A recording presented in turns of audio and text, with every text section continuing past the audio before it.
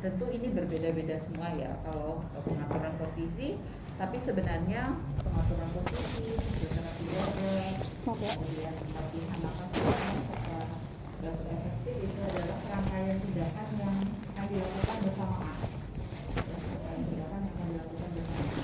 Biasanya diindikasikan pada pasien-pasien tertentu ya. Yang pertama yang pasien yang memiliki produk putum yang banyak di paru-paru ini. Indikasinya pada pasien yang memiliki produk putum. Putum itu berarti dahak. Ya, pasien yang memiliki produksi putum atau dahak. Yang kedua adalah pasien dengan kesusahan untuk melakukan batu efektif atau tidak bisa melakukan batu efektif. Kontraindikasi itu berkaitan dengan sesuatu yang tidak boleh dilakukan pada pasien-pasien tertentu, misalnya pasien dengan fraktur dada atau pasien dengan fraktur kosta, ya, fraktur kosta itu tidak boleh dilakukan fisioterapi dada, maupun tindakan yang lain, misalnya pengaturan posisi, ya, pengaturan posisi dan beberapa tindakan yang lain. Pada tindakan skill ini kita perlu memahami dulu nih, perlu paham anatomi ya, perlu paham anatomi paru atau respirasi.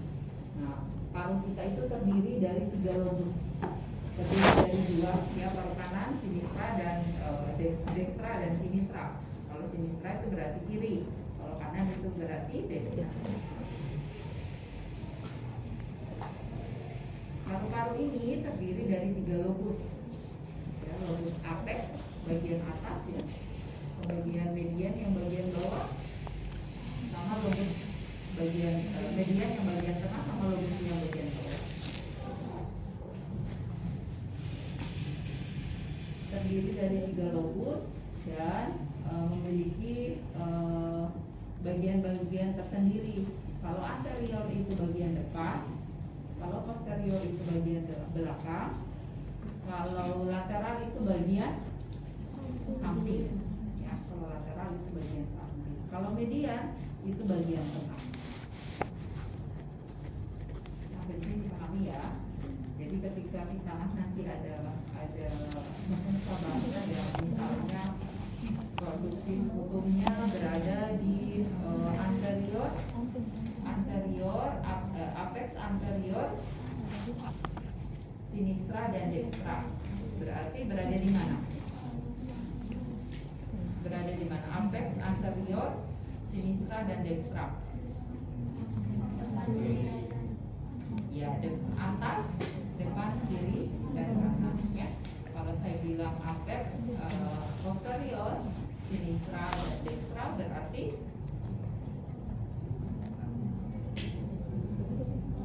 di atas, bagian belakang, kanan dan kiri.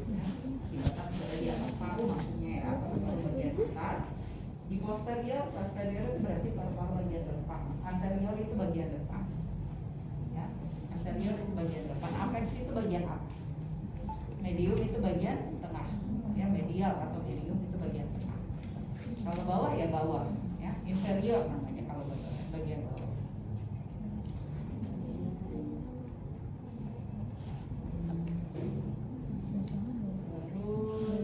Ada beberapa tindakan kayak pengaturan posisi dalam melakukan fisioterapi dada. Kita itu perlu pengaturan posisi dulu pasiennya. Pasien itu berdasarkan dari pengkajian, hasil pengkajian yang kita peroleh. Apakah produksi sputumnya itu berada pada bagian dari median anterior lobus sinistra dan dekstra. Berarti itu bagian tengah dari depan paru berupa sinistra dan dekstra atau kanan dan kiri. Ya, sampai sini dipahami. Kayak gini nih, paham atau enggak? Bingungnya? Bingung ya, nggak apa-apa. Intinya harus dipahami dulu ya. Kalau depan itu apa? Anterior. Kalau belakang? Posterior. Kalau atas? Apex. Kalau tengah? medium atau medial. Kalau bawah ya, ya inferior. Kalau kanan dextra, kiri samping lateral ya. Jadi harus dipahami dulu ya. Kemudian dalam kita di tubuh kita itu kan ada 12 sekitar 6 interkosta. Interkosta itu berarti pertengahan kosta. Ada 6 interkosta. Ada mantul nggak sih? Ada ya. Ada 6 interkosta. Nah, di tubuh kita itu ada 6 interkosta. Ada 6 interkosta. Nanti dicari aja di Google. Ya, ada 6 interkosta. Nah, itu untuk pemeriksaan auskultasi ada di sekitar. Terima kasih.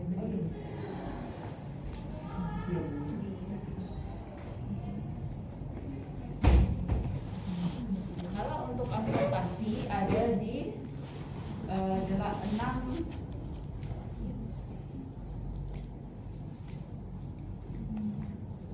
ya, ada di 6 interkosta ya, termaksud interkosta yang anterior, kemudian sama lateral. Begitupun juga yang posterior juga nanti ada 6 interkosta. Ya, interkosta ini tulang-tulang iga ini ya, tengah-tengahan tulang iga, namanya interkosta.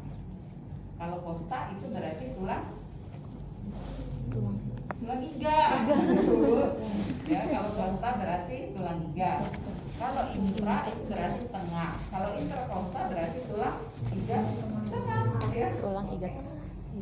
Siapa yang mau jadi ini? Ingin melihat rekam medis pasien. Nama pasien siapa? Misalnya Nona Intan. Nona Intan usia 18 tahun dengan nomor RM misalnya 2243 misalnya. Nomor RM-nya 2243. Diagnosisnya misalnya pasien dengan PPOK, batuk, atau pasien dengan batuk berdahak susah keluar misalnya. Sudah tahu namanya, kemudian ditinjau dari alamatnya mana ya, tahu nama, tanggal lahir, RM ya, kemudian diagnosis, kemudian usia sama alamat. Ini adalah data yang harus ada ya, data yang harus kalian tahu sebelum bertemu dengan pasien. Kemudian rencana tindakan apa yang akan dilakukan. Bener nggak? Saya sudah menyiapkan alat, misalnya sudah cuci tangan. Kemudian saya sudah menyiapkan alatnya berupa stetoskop, kemudian sputum, ada gelas untuk air minum, kemudian ada bengkok buat naruh dahak, ada sarung tangan bersih, karena prinsipnya sekarang adalah pemeriksaan dengan prinsip bersih, bukan steril ya. Setelah itu sudah selesai, saya gunakan ketemu pasien dulu. Assalamualaikum Bu Intan. Ya, mau dipanggil Mbak, adik atau kakak atau apa? Buyut. Adik Intan, saya perkenalkan, saya perawat gigi ya. Saya perawat gigi. Saya hari ini yang bertugas di Bangsal ini untuk melakukan tindakan pemeriksaan, membantu ibu dalam proses mengajarkan fisioterapi dada, kemudian tarik nafas dalam, mengajarkan ibu bagaimana pengaturan posisi yang baik dan benar, kemudian mengajarkan ibu terkait dengan batu efektif. Sally nggak kelihatan. Kalau saya boleh tahu, saya boleh lihat gelang pasiennya dulu. Nah, diperiksa ya gelangnya, dicocokkan misalnya namanya siapa, sesuai nggak dengan tadi, misalnya namanya Intan, kemudian usianya 18 tahun, tempat alamatnya di sini misalnya, kemudian diagnosisnya apa, RM-nya apa. Kalau sesuai berarti ini pasien yang tepat ya, nggak ada bukan pasien yang bohongan. Setelah itu kalau sudah selesai, baik Bu Intan, kalau baik Dek Intan, sebelumnya bagaimana perasaannya hari ini? Masih susah untuk mengeluarkan dahaknya? Masih sesak Mbak? Jawab aja lu tuyul. Nah, kalau gitu jika intannya sesak, kita akan mengatur posisinya dulu ya, tempat tidurnya. Ini kalau tempat tidurnya yang sudah ini bisa dinaikkan, nah kita naikkan dulu posisinya menjadi posisi semipolar. Jadi kepalanya rada naikkan ke atas, ya. Posisi setengah duduk. Ya. Setelah itu kita gunakan sarung tangan.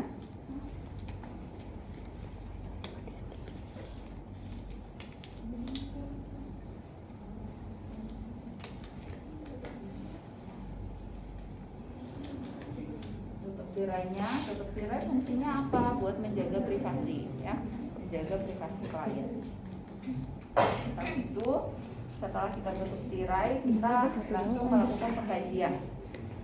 Intan nafas normal, Intan nafas normal aja ya. Kita kaji pernapasannya selama 1 menit. Ya, dipantau pernapasannya. Misalnya pernapasannya 24 kali per menit ya. Kemudian sekarang kita akan melakukan auskultasi.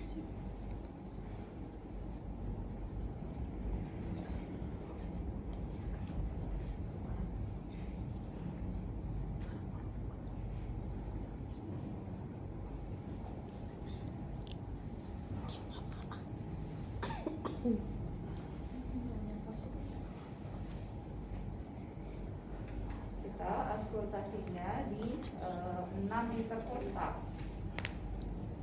Mohon maaf ya. Iya. Di bawah clavicular itu 1. Kalau misalnya biasanya kalau pakai baju susah untuk mendeteksi.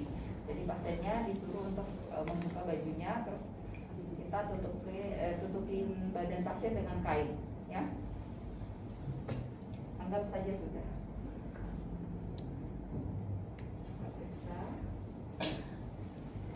Kita dengar suara nafasnya ya.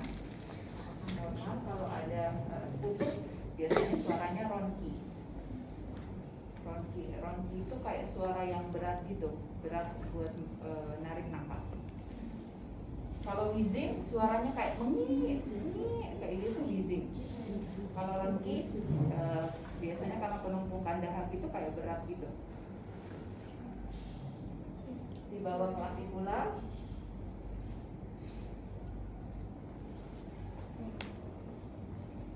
interkosta kedua.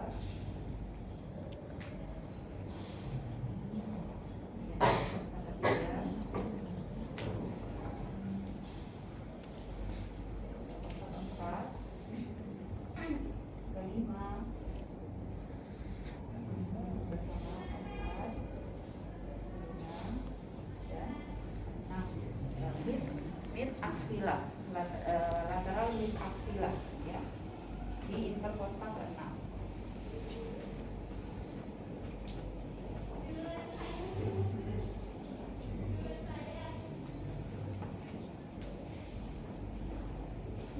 Bisa buku ikan dulu.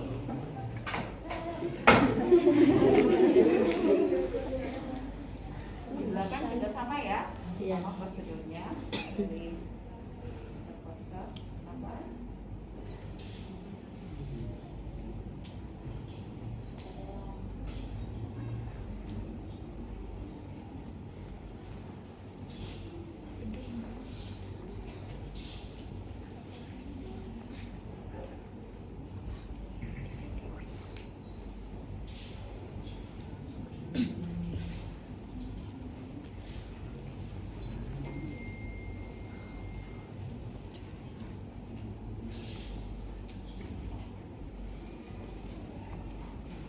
Setelah dilakukan auskultasi, terdengar bahwasanya ronki itu berada pada apex anterior dan posterior sinistra maupun dextra.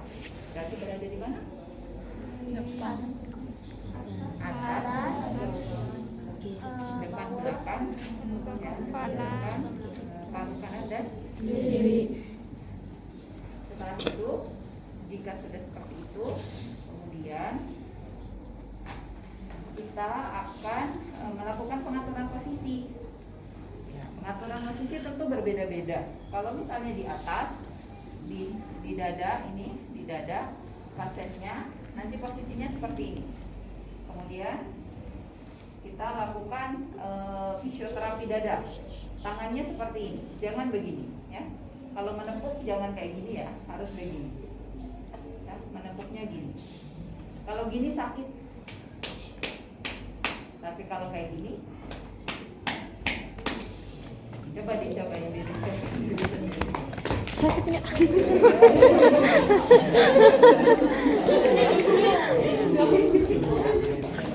sini ya, nah, di sini. Oke, berarti kalau di sini berarti berada pada bronchial, ya, berada pada bronchial.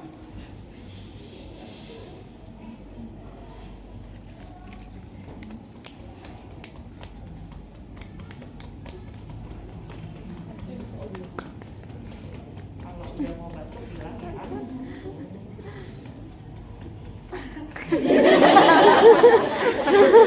mau batuk itu ini ada tekniknya. Jadi kalau udah mau mengajarkan batuk efektif, pasiennya disuruh tarik nafas dalam. Perutnya, tangan yang satu pegang perut, kemudian yang satunya pegang dada. Yang dikembungkan adalah yang perut. Yang dikembungkan perut ya. Ini adalah pernapasan diafragma, ya. Jadi yang pernapasan perut, jadi yang dikembungkan adalah yang bagian perut. Nanti kalau sudah mau batuk efektif, baru dilakukan pernapasan diafragma, ya. Lagi Bu, lagi Dek. Jangan dadanya. Dadanya nggak boleh ngembang, perut aja ya.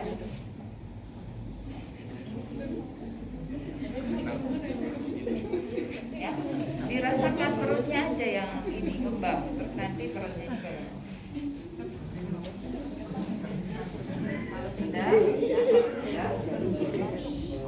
Kalau sudah seperti itu, misalnya sudah selesai fisioterapi dada, dan juga yang belakang ya.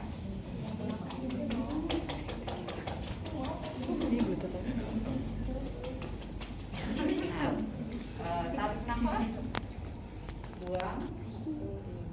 Tarik nafas, tahan. Kalau saya bilang buang baru buang ya. Tahan 2 detik. Tarik nafas, buang. Langsung dibatukan. Jadi ini ya, fungsinya adalah dia fungsi menarik nafas kemudian tahan 2 detik itu adalah agar paru-paru itu memberikan tekanan ya, dorongan bronkiolus itu memberikan dorongan pada sputum itu untuk dikeluarkan. Jadi misalnya tarik nafas, ya, tarik nafas, ya, seperti itu. Jadi tarik nafas, tahan 2 detik, langsung dibatukan, dikeluarkan melalui batuk, ya. Nah, setelah itu misalnya sudah ada produksi sputum, sudah banyak yang keluar sputumnya, yang sudah saya ajarkan gimana, sudah paham? Jadi kalau misalnya ada sputum lagi, silakan Intan belajar sendiri ya, mencoba untuk menepuk dadanya sendiri, kemudian tarik nafas, baru tahan 2 detik, baru buang, ya. Nafas tahan 2 detik terus buang. Nah, begitupun misalnya ya. Kemudian pengaturan posisi berikutnya, jika sputum itu berada pada median lateral. Median lateral berarti tengah di bagian samping ya, dari misalnya posterior dekstra, maka pasiennya disuruh baring, kemudian tekuk, tengkorak, ya, semi tengkorak. Ini yang dekstra, berarti yang ini kayak belum tidur ya. Kalau seperti ini, yang ditepuk yang ini.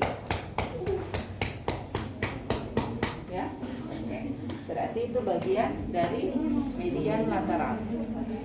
Kalau yang bagian bawah juga sama.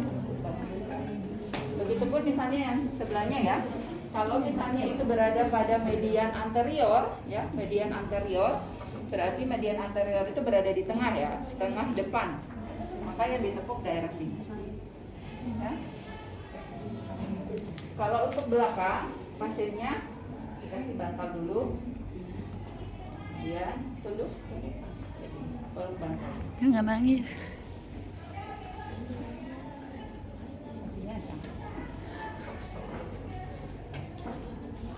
Baru kemudian ditepuk. Ya, begitupun juga misalnya di bagian apex, bagian bawah. Ya. Dari atas. Bagian bawah, di bagian bawah juga sama maupun di apex bagian atas ya. Posisinya adalah pasien dikasih bantal dulu, ya, posisinya dikasih bantal dulu, kemudian sampaikan ke pasien untuk merangkul bantalnya sambil bungkuk sedikit. Kalau sudah, silakan tidur.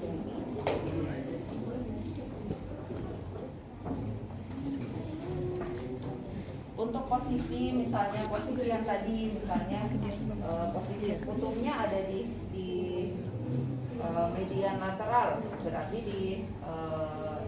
di tengah tapi samping ya, samping. Berarti yang tadi harus dimiringkan dulu, miringkan, terus baru ditepuk di area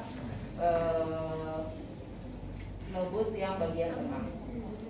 Kalau di bawah juga bisa dengan cara, kalau misalnya itu berada di bagian bawah dan pasiennya susah untuk bangun, kita boleh menyarankan pasien untuk tengkurap. Ya, posisi pronasi. Pronasi itu tengkurap. Kalau supin itu bangun. Kalau seperti ini, telungkup gini, ya supinasi. Kalau tengkurap itu pronasi. Ya. Kalau sudah, sekarang kita cek lagi.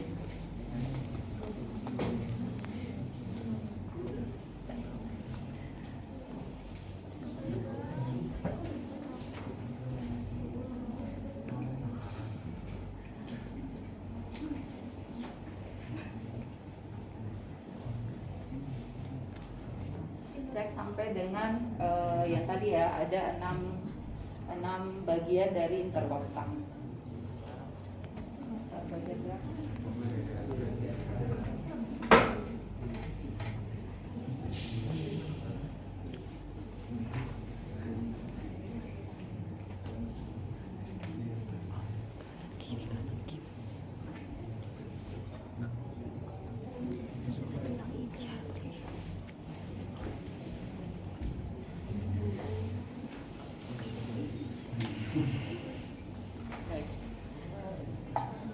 Mau minum dulu? Boleh. Ya, lupa dikasih minum ya. Iya. Pasiennya habis batuk capek.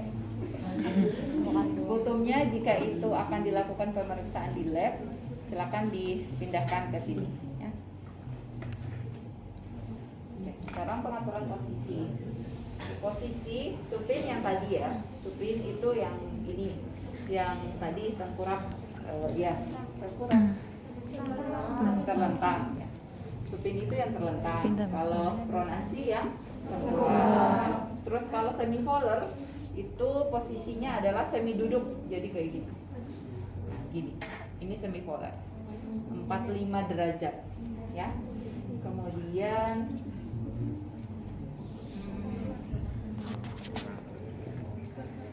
iya, saya membantu buat ibu hamil ya. Kalau misalnya mau hamil, ya kakinya rada diangkat, terus posisi dorsal posisi. Sekarang Ibu Intan, Intan, gimana perasaannya setelah dilakukan pemeriksaan dan diajarkan fisioterapi dada dan nafas dalam? Lebih lega, sudah bisa mengeluarkan dahaknya ya?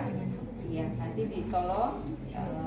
Jika misalnya Intan merasa ada susah nafas atau ada penumpukan dahak yang nggak bisa keluar, dan caranya yang tadi ya, tepuk-tepuk dulu, kemudian tarik nafas dalam dari lewat perut, kemudian kalau untuk mengeluarkan dahaknya boleh menggunakan diafragma ya, pernapasan diafragma seperti pernapasan biasa, tapi ditarik nafasnya sampai optimal, kemudian ditahan 2 detik, terus kemudian dikeluarkan menggunakan batuk. Ya. Baik, ada yang mau ditanyakan? tidak ada. Nah, saya akan kesini lagi ya sekitar jam 5 sore untuk memberikan obat kepada De Intan. Kalau seperti itu saya permisi ya. Assalamualaikum. Iya. Jangan lupa dokumentasi ya. Dokumentasi itu cuci tangan dulu, terus dokumentasinya hari, tanggal, jam. Kemudian nama pasiennya siapa ya.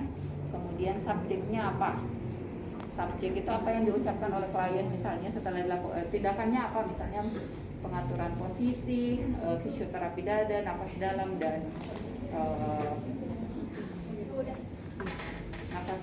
dan batuk efektif.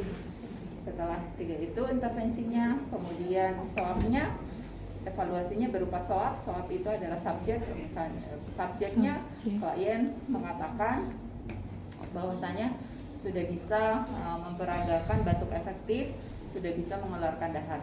Objektifnya apa? Objektifnya itu dari apa yang kita lihat. Misalnya terdapat dahak saat dibatukan. Dahaknya berwarna apa? Kuningkah, putihkah, atau hijau? Ya. Dahaknya berwarna apa? Kuning, putih, atau hijau. Kalau hijau itu berarti udah sangat parah ya infeksiusnya ya. Itu karena infeksius. Termasuk juga kuning itu karena infeksius. Kemudian A-nya apa? Analisisnya apa? Masalahnya teratasi sebagian atau seperti apa? Karena tadi pasiennya itu belum sepenuhnya ya, masih ada beberapa dahaknya yang belum bisa keluar, maka masalah teratasi sebagian. Planningnya, perencanaan selanjutnya apa? Misalnya melatih fisioterapi dada dan pemberian obat pada jam 5 sore. Terus tanda tangan kalian nama terakhir. Habis itu sudah ada yang mau ditanyakan? Siapa yang